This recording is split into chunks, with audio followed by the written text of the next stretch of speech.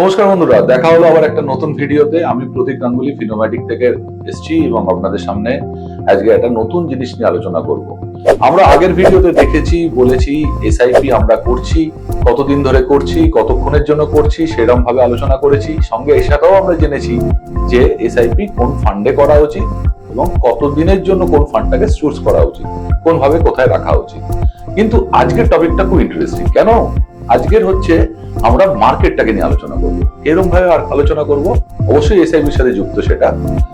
আমরা দেখেছি মার্কেট যখন উপর দিকে যায় বা বাড়ে তখন সবাই এখানে খুব খুশি থাকে, সবাই আনন্দ পায়, সবার পোর্টফোলিওতে রিটার্ন দেখতে পাওয়া যায়।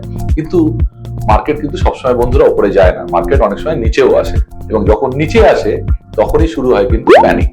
এই প্যানিক বাটনটা যখন অ্যালার্ম হিসেবে রেজ হয় তখন ম্যাক্সিমাম লোককে দেখা যায় এই এসআইপি বন্ধ করে দিচ্ছে বা টাকা উইথড্র করে দিচ্ছে।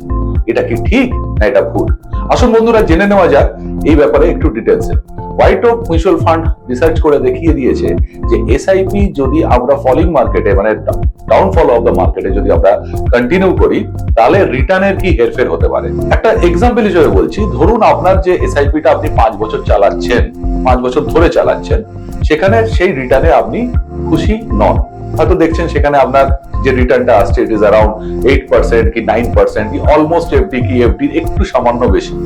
কিন্তু সেই এসআইপিটা যদি আপনি 10 ইয়ার্স রান করেন, তখন সেখানে আপনি কিন্তু দেখছেন রিটার্নটা 18% এর উপর চলে গেছে বা 17% এর উপরে চলে গেছে। সেটা কি করে সম্ভব হলো?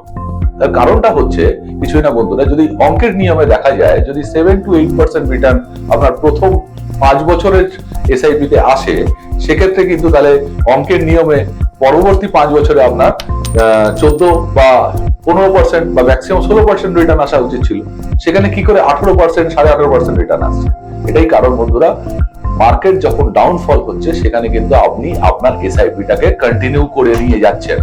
তার ফলে কি হলো? তার ফলে আপনার এই একই প্রাইসে, সেম প্রাইস যেটা আপনি এসআইপি তে পে করে যাচ্ছেন প্রতি মাসে মাসে, সেখানে আপনার এক্সট্রা ইউনিট কিন্তু আপনার অ্যাড হতে থাকলো আপনার ইনভেস্টমেন্টে।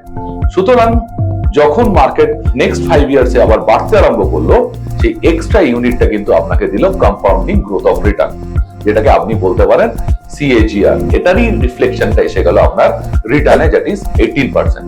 তাহলে লাস্টে কি বলা যেতে পারে? মার্কেট ফল ডাউন করছে, মার্কেট পড়ে যাচ্ছে, মার্কেটে প্যানিক বাটন রেজ হয়ে গেছে, লোকেরা ভয় পাচ্ছে। সেখানে কিন্তু আপনি আপনার এসআইপি বন্ধ তো করবেনই না, উল্টে চেষ্টা করবেন আরো নতুন করে এসআইপি সেখানে বাড়াতে। ধন্যবাদ বন্ধুরা। Fund investments are subject to market risk. Read all scheme related documents carefully.